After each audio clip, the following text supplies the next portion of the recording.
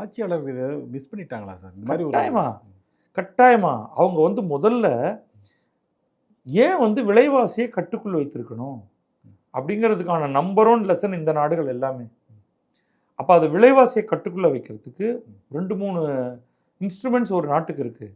ஆனால் அதுக்கான கெப்பாசிட்டி அவங்கள்ட்ட இல்லை. இப்போ ஒன்று மானிட்ரி பாலிசி அப்படின்னு சொல்லுவோம். உங்களுடைய ரிசர்வ் பேங்க் அதோடைய லெண்டிங் ரேட்டை அட்ஜஸ்ட் பண்ணுவதன் மூலமாக செலவை கட்டுப்படுத்துவாங்க. ஃபிஸ்கல் பாலிசிங்கிறது அடுத்த அரசுகள் பணத்தை கொண்டு போய் மக்கள்கிட்ட சேர்க்கணும். அப்பப்போ உங்களுக்கு ரொம்ப சிச்சுவேஷன் மோசமாக இருந்துச்சுன்னா ஏதாவது டாக்ஸ் பிரேக் கொடுக்கணும். ரைட்? இப்போ பார்த்தீங்கன்னா இப்போ நடந்திருக்கிற tax break one of the ரீசன்ஸே அமெரிக்கா இந்தியா டாரிஃப் பிரச்சனைகள்னால இந்திய பொருளாதாரம் ஒரு 0.5% அதோடைய growth பாதிக்கப்படும் என்ற ஒரு ப்ரொஜெக்ஷன் வரும்பொழுது அதை இதன் மூலமாகவும் சரி கட்டலாம் அப்படின்னு ரேட்டை பயங்கரமாக குறைக்கிறாங்க.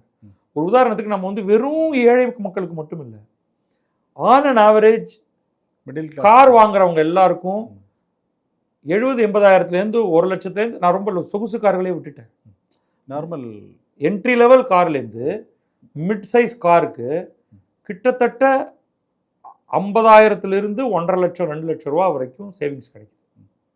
அது இந்த ஜிஎஸ்டி கட் பண்ணதுனால அதான் 28 18 கொண்டு வந்துட்டாங்க. 10% சேவ் ஆகுது. அதே மாதிரி உங்களுக்கு உணவுப் பொருட்கள் 12 இருக்கிறது எல்லாத்தையும் திருப்பி 5க்கு நகர்த்து, 5ல் இருக்கிறது 0க்கு அனுப்பு. ஒரு 100 ரூபா 150 ரூபா மாதம் சேவ் ஆகுதுனாலே மக்களுக்கு அதை உணர முடியும்.